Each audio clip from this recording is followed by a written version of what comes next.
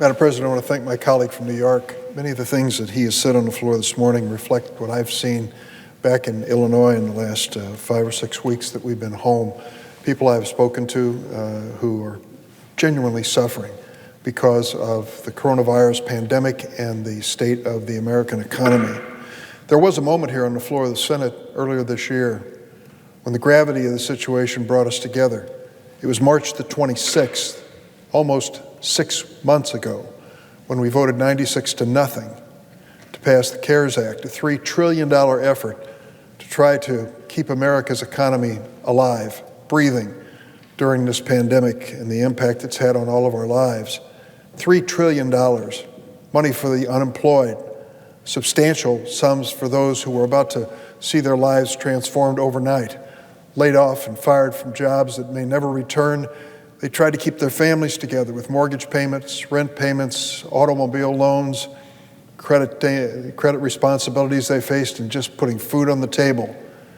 It was a wrenching, disquieting situation for so many of those families that we said that we should give them $600 a week, $600 a week in federal assistance to get through this period.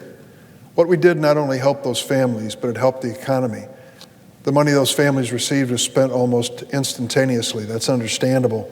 They're struggling to survive. But we knew that this program that we enacted on March the 26th had a termination date of July 31st. We hoped by then the pandemic would be behind us, our economy would be recovering, we wouldn't need any further relief. We were wrong, terribly wrong. We still face this coronavirus in a way that we never expected 6 months ago. It's still a challenge, a terrible challenge that has claimed over 180,000 American lives to date. I could speak for a few minutes here about our response as a nation to this pandemic and talk about the lack of leadership from the very top in Washington when it came to dealing with this public health crisis. But suffice this to say for the moment, the two numbers tell the story. The United States has 4% of the world's population. Sadly, we have 20% of the COVID-19 deaths in the world. The United States has not responded as expected. Innocent people have died. The situation was chaotic in the White House. The leadership that we needed wasn't there. Where are we today? Here we are in the second week of September. Where are we now as we reflect on the situation? Many of us believe we still face a grievous, serious challenge and need to respond accordingly. But others see it differently. Senator McConnell, the leader on the Republican side, is going to offer a proposal tomorrow. It's a fraction of what was offered on March 26th to deal with this crisis.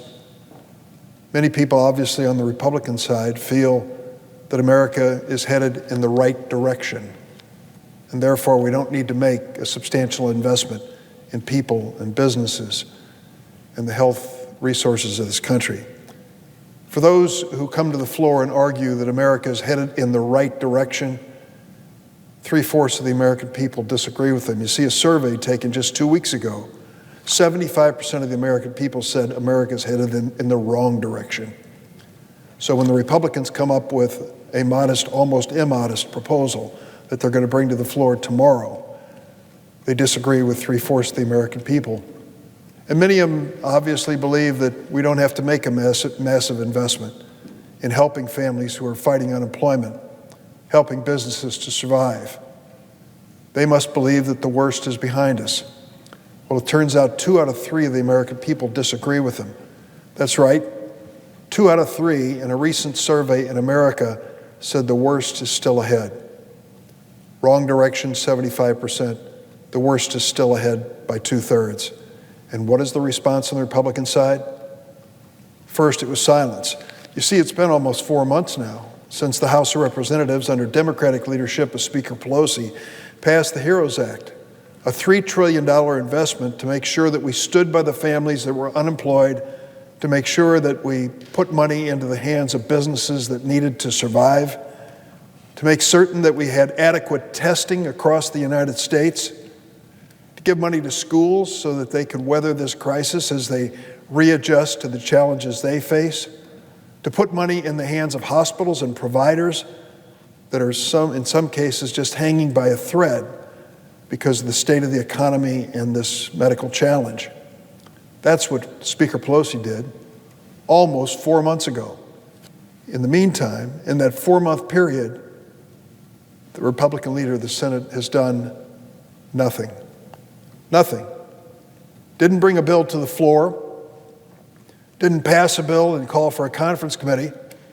In fact, during this entire period of time, the Republican leader in the Senate has refused to personally attend the negotiations between the White House and congressional leaders.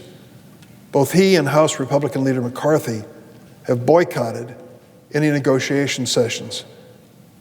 Any persuasion they want to bring to the issue, they bring to the floor of the Senate in speeches, not behind closed doors where compromises are reached, and where, in fact, we were successful last March in passing the CARES Act. So now we face a challenge as a nation. Which party will stand up for America to weather this crisis and come out strong? The Democrats have a proposal. We've had it for 4 months. The Republicans tomorrow will offer a skinny, some say emaciated version of that proposal. They want to take the assistance to unemployed Americans, 800,000 of them in my home state, millions across the nation, and cut it in half. Does Senator McConnell get a news flash that I missed? That mortgage payments will be cut in half as of tomorrow?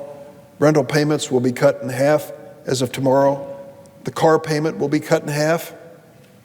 The cost of food will be cut in half? Not at all. We know these families will face the same obligations and under the Republican proposal receive a fraction of what they were given and have received between March and the end of July. That's unfair to these families. I know what's happening at food banks across Illinois, and I'm sure it's the same case in Kentucky, perhaps in Georgia, perhaps in New York. People are flooding these food banks asking for help. Some of them are embarrassed by the situation. They shouldn't be, but they are. Many people who used to volunteer at these same food banks are now standing in line, looking at their shoes, hoping to take enough food home to make it through a week. That's the reality, but it's not the reality that is reflected in the Senate action this week. What we have from Senator McConnell is a small effort at a time when America needs a substantial effort to deal with not only the situation facing our economy, but also the coronavirus.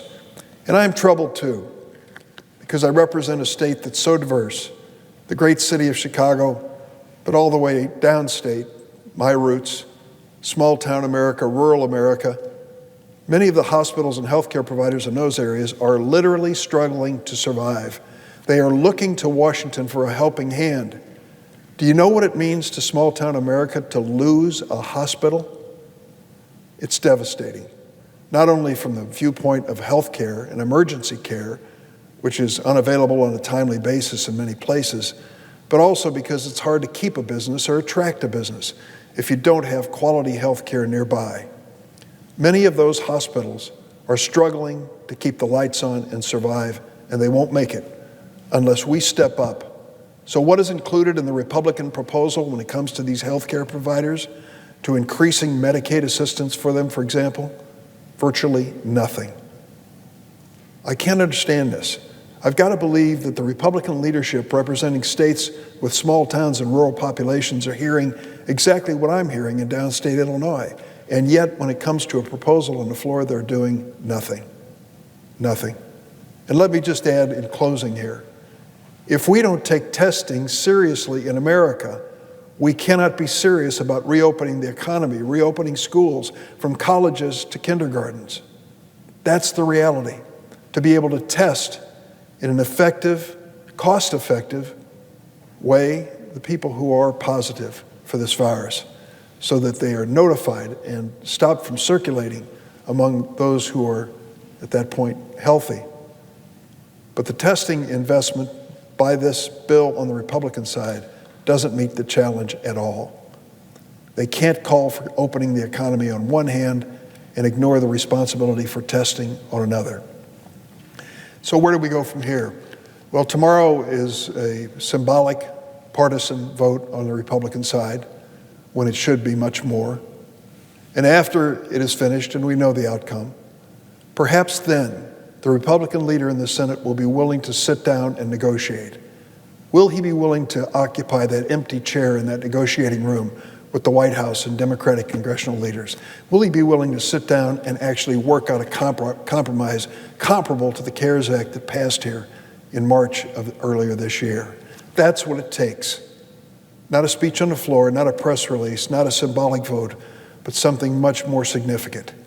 The willingness to sit down and acknowledge the obvious. America is heading in the wrong direction, and we should be heading in the right direction. Many people worry that the worst is yet to come. We want them to be more hopeful and optimistic because we care.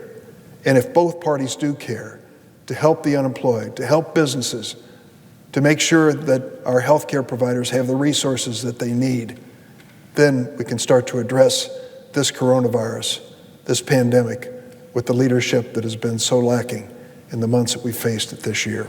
Madam President, I yield the floor.